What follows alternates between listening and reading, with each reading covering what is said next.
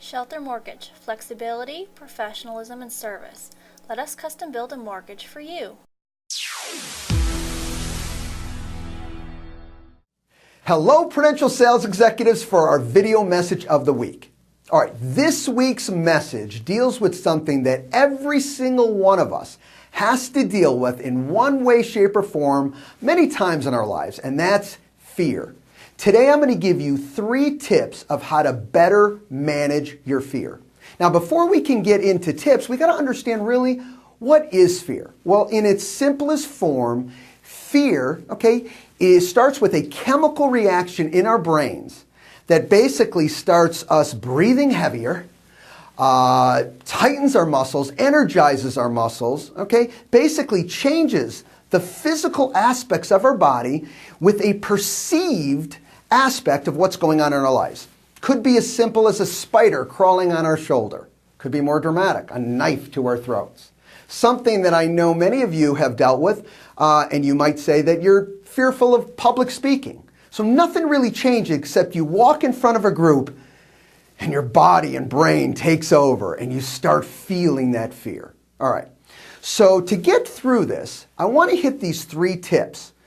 But the one message I want you to internalize first is that fear is part of our lives. It's supposed to be there. That's not a bad thing. In fact, fear in many ways protects us. All right? We know that fight or flight type feeling, that fear is important. Sometimes we need to know that something's scaring us so we can react. In fact, our body helps us and it reacts immediately without having us think about it. All right, so knowing all those aspects, what are tips that we can deal with this? Step 1, and tip number 1 is we have to embrace and admit, that we have fear. Sometimes we get caught up in our ego and we stop, like, oh, I'm not scared of that or I'm not fearful of that. And we're really missing an opportunity here. Let me be key on this. Fear does not mean weakness.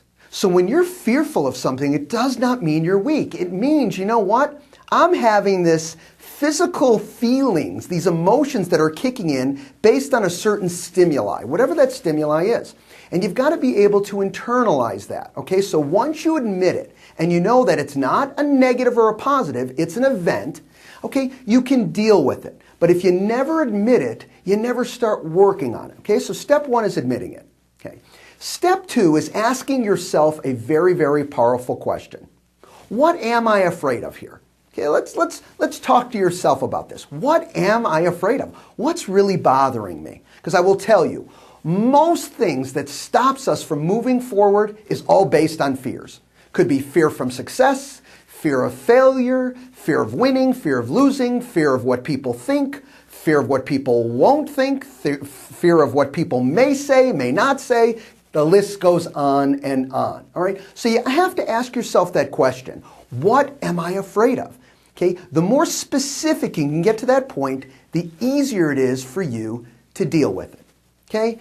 And tip 3 on this, which is the most important aspect about dealing with fears, is you got to be willing to get out of your comfort zone, and deal with it.